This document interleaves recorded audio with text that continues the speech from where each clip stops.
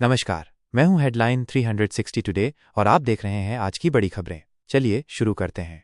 उत्तराखंड के हल्द्वानी के आवास विकास में आज एक कैंप लगाया जाएगा। प्रशासन से प्राप्त नोटिस के जवाब में आवास विकास स्थित पंचेश्वर मंदिर में दोपहर 2 बजे से शाम 6 बजे तक ये कैंप आयोजित होगा। सभी लोग अपनी आपत्तियां मजबूती के साथ दर्ज करा सकते हैं। यदि किसी क्षेत्र का कोई व्यक्ति अभी तक अपनी आपत्ति दर्ज नहीं कर पाया है तो वो भी इस कैंप में आकर अपनी आपत्ति प्रस्तुत कर सकता है। उत्तराखंड के रुद्रप्रयाग जनपद में आज गुरुवार सुबह एक दिल दहला देने वाला मंजर देखने को मिला। सुबह जब लोग अपनी दिनचर्या की ओर बढ़ रहे थे तभी ऋषिकेश बद्रीनाथ राष्ट्रीय राजमार्ग पर घोलतीर के समीप एक टेम्पो ट्रैवलर अनियंत्रित होकर सीधे अलकनंदा नदी में जा गिरा। हादसा इतना भयावह था कि कुछ समय के लिए चारों ओर अफरा तफरी का माहौल बन गया। इस हादसे में सबसे दर्दनाक बात यह सामने आई है कि वाहन में सवार 17 लोग एक ही परिवार के थे जो राजस्थान के उदयपुर से तीर्थयात्रा पर निकले थे। वाहन में कुल 19 लोग सवार थे और बताया जा रहा है कि सभी लोग बद्रीनाथ धाम की ओर जा रहे थे।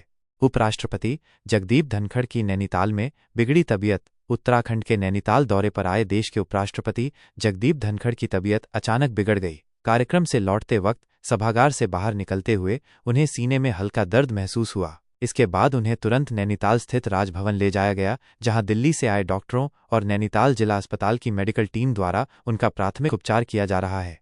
वरिष्ठ प्रशासनिक अधिकारी बंशीधर तिवारी को नई और बड़ी जिम्मेदारी। उत्तराखंड शासन ने वरिष्ठ प्रशासनिक अधिकारी बंशीधर तिवारी IAS को एक और बड़ी जिम्मेदारी सौंपी है। अब उन्हें अपर सचिव मुख्यमंत्री उत्तराखंड शासन का अतिरिक्त प्रभार सौंपा गया है। इस निर्णय के साथ तिवारी के पास अब एक साथ 3 महत्वपूर्ण पदों की जिम्मेदारी आ गई है। महानिदेशक सूचना MDDA मसूरी देहरादून विकास प्राधिकरण के उपाध्यक्ष और अब मुख्यमंत्री कार्यालय में अपर सचिव का दायित्व। बंशीधर तिवारी की गिनती उत्तराखंड के सक्रिय और सशक्त प्रशासनिक अधिकारियों में होती है। उनके पास पहले से सूचना विभाग के प्रमुख का पदभार है और हाल ही में उन्हें मसूरी देहरादून विकास प्राधिकरण का उपाध्यक्ष नियुक्त किया गया था। अब मुख्यमंत्री सचिवालय में उनकी भूमिका और भी महत्वपूर्ण हो गई है।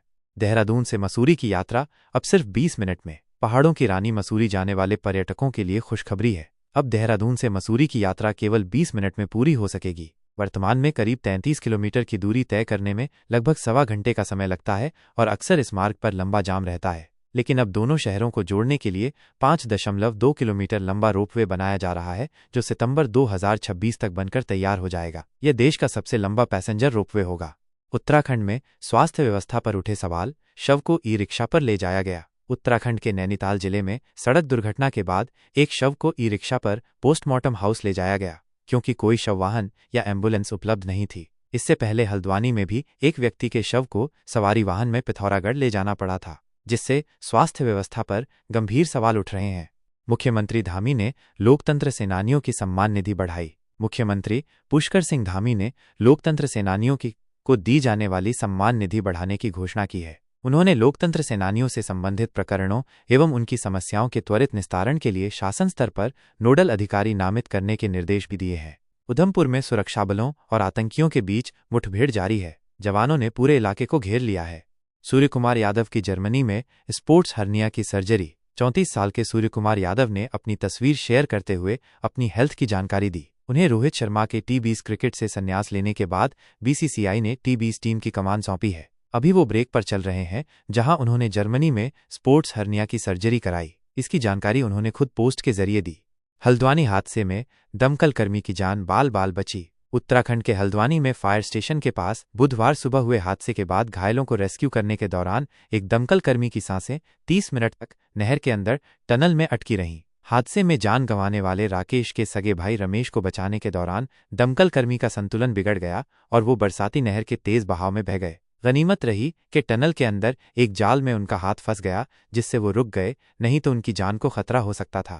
CIA निदेशक जॉन रैटक्लिफ ने बुधवार को कहा कि विश्वसनीय खुफिया जानकारी से संकेत मिला है कि हाल ही में हुए अमेरिकी हवाई हमलों में ईरान का परमाणु कार्यक्रम गंभीर रूप से क्षतिग्रस्त हुआ है और कई प्रमुख ठिकाने नष्ट हो गए हैं। हालांकि मंगलवार को लीक हुई डिफेंस इंटेलिजेंस एजेंसी की प्रारंभिक रिपोर्ट में पाया गया कि अमेरिका द्वारा ईरान के 3 परमाणु स्थलों पर की गई बमबारी से देश का परमाणु कार्यक्रम केवल कुछ महीनों के लिए ही पीछे गया है, जो राष्ट्रपति डोनाल्ड ट्रंप द्वारा हमलों के बाद दिए गए बयान की तुलना में अपेक्षाकृत सीमित प्रभाव दर्शाता है। ये थीं आज की बड़ी खबरें।